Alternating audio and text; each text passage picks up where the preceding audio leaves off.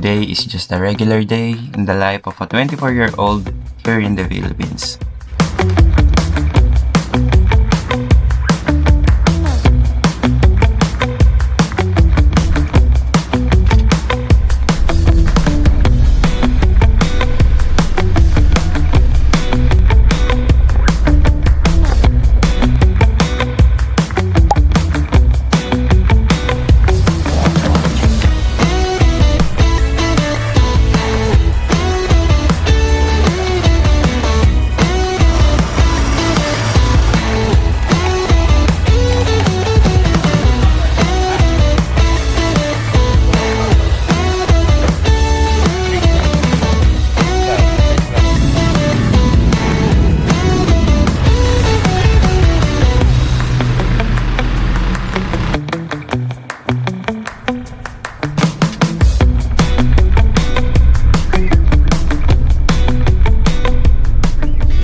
At the moment, this is my favorite coffee.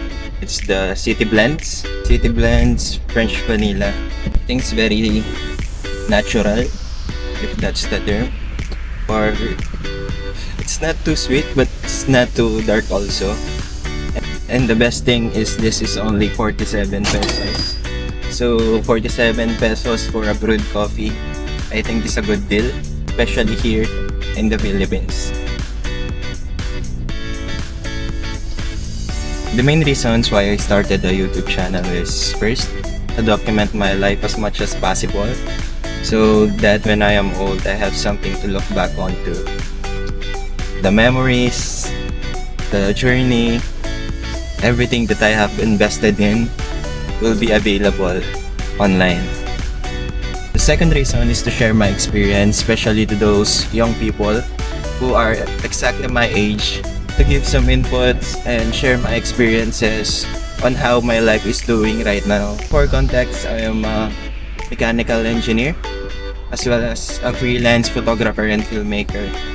So yes, I think I am currently happy with my work and my side job, and I'm just trying to juggle everything: the work, the side hustle, the filmmaking, the photography, and right now, the content creation here on social media.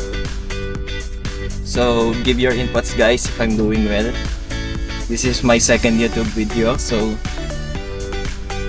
the third reason is because of the dream of the financial freedom, the ability to provide for your loved ones, for those people that you care about. And this social media thing is, I think, one of the most feasible way for me. I think this social media thing had a lot of potential for people like me who likes to create art through documenting things, and in general for all people. I think social media is one of the key to financial freedom in this era. So let's see if I'm not mistaken. But I know this comes a lot of perseverance. Yeah, I think that's all. And why am I talking in English when I'm a Filipino? Reason A is for me to practice my communication skills in English and being able to see myself progressing also in this kind of skill, which is, I think, one of the most important skills, especially when you have a business and a day work. Reason B is to target a larger audience here on YouTube, to be able to share not only with the people of the Philippines but also for all those people who are interested worldwide. So I'm trying my best, guys. So for context, this is my first job after I passed the board exams. At first, I don't know what to expect, but after a year on being here in EMB, no regrets that I took this as my first job, because first, I have amazing superiors, my boss, Chief Man, as well as Engineer James, were great leaders. They have different kind of personality. They have different way of leadership, but in total, they were great leaders in their own way. Especially Chief Man, as well as my coworkers, they are very good people. I think that's the advantage of having coworkers almost same as your age. All in all, I think we complement, but not perfectly, of course, we have also different principles sometimes, but I think when we compromise and adjust to each other, that's the way to a great camaraderie. Also, I have amazing seniors. At first, when I don't know anything about the job, they willingly taught me everything from the start up to this point, which is I'm currently a year. Oh, March 18! Today is March 18, the exact day that I entered EMB. So, wow, what a great coincidence. So, I'm officially a year now in EMB.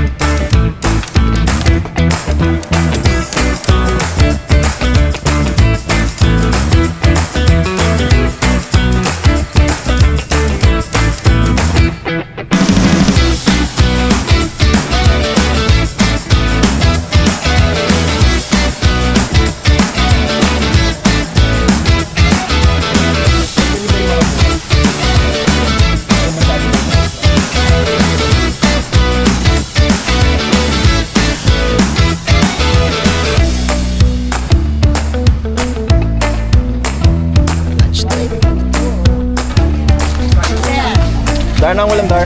Dilawin, papa, torta, Hey, karal. pinudol, Pork chop, Bebo. kari, porta, pork chop,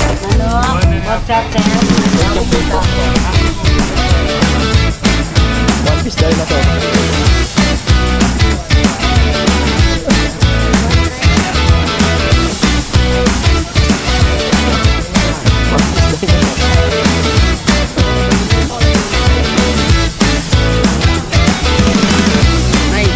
Gaya ka muna, pre.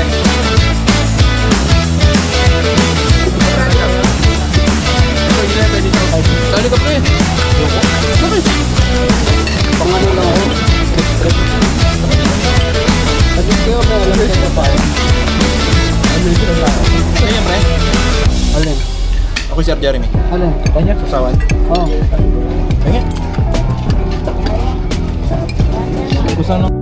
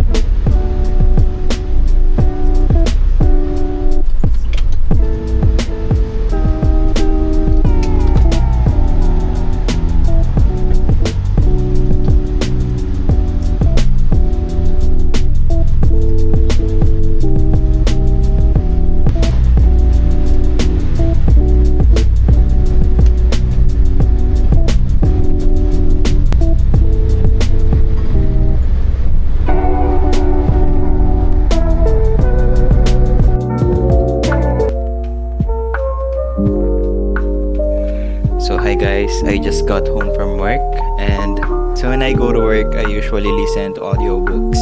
But when I have the time, I read also physical books. For example, I've been reading this book for a quite while now.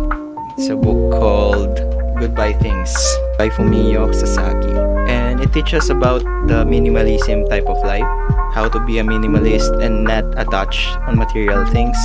One of my favorite lines from this book was, "The things that you own are the things that own you."